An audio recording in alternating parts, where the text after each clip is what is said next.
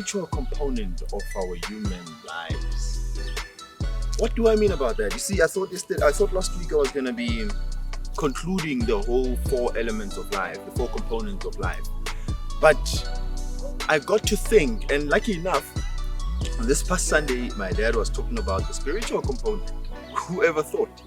So I got some nuggets from that, and I thought, wow, this is too profound. What do I mean about this?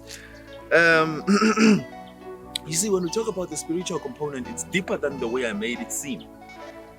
I thought it was just on the surface level, but it goes deep. Let us go into Bible study. Okay, here's the thing. When we go back in the beginning, where everything started, we are told that God created things, right? Created the heavens and the earth. And then over the waters, there was His Spirit. His Spirit was just moving over the waters.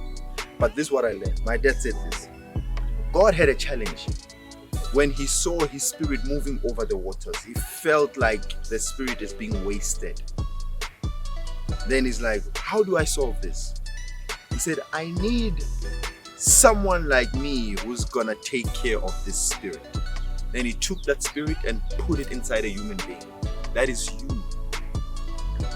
You understand how deep that thing is? To know that your life has got spirit in it. That's why what I said last week, that if people are dying without having discovered their purpose, and that is because we don't discover the spirit within us. You see, if you want to discover your purpose, you cannot find it anywhere outside. It's inside you. That's why I spoke some weeks ago that every life form strives for its full and maximum potential, except for human beings. Why? Because we neglect the spiritual component of our lives. You neglect the fact that deep inside yourself, you've got power. Deep inside yourself, you've got a higher power that should be directing you to where you need to get to.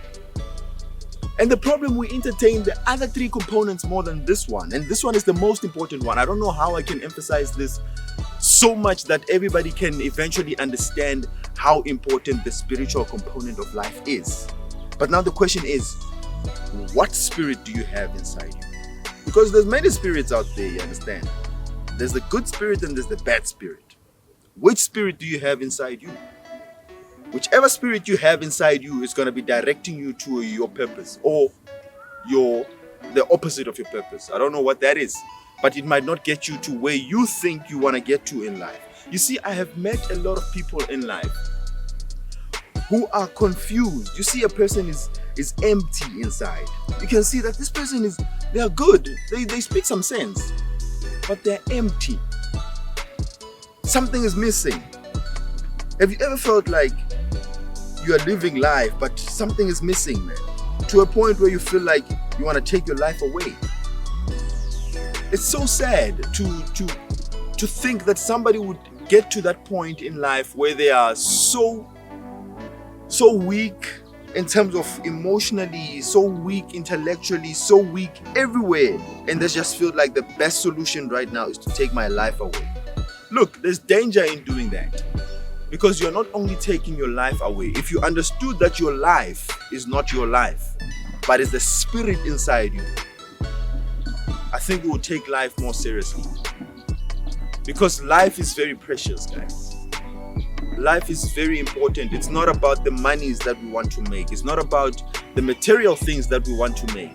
You see, he further said, my dad said, somewhere in the Bible, I think it was one of the books, I forgot the actual chapter, but it spoke about we need to learn to separate. It's a Bible that says we must separate life from materials. And that's where the problem is. A lot of people, we have put this thing in one basket. We think life is material, and that's not the truth. The Bible says separate life from material things.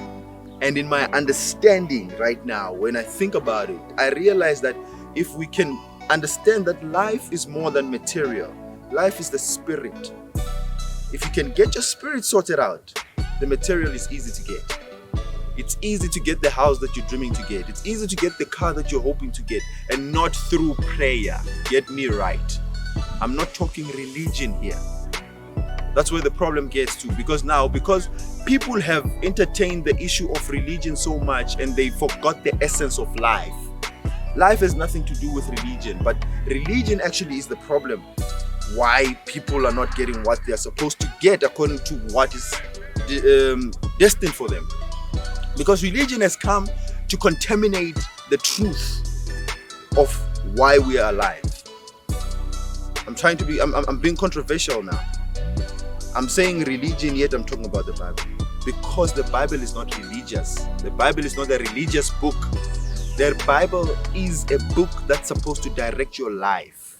You understand what I mean here? The reason why people frown on the Bible and issues around the Bible is because people have made religious activity as the essence of the Bible.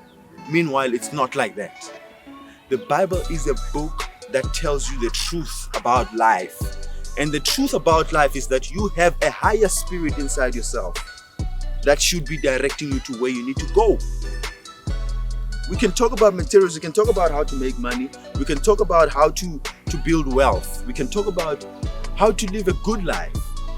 But all of that will mean nothing for as long as you don't have the life within yourself, and that is the spiritual component of your life.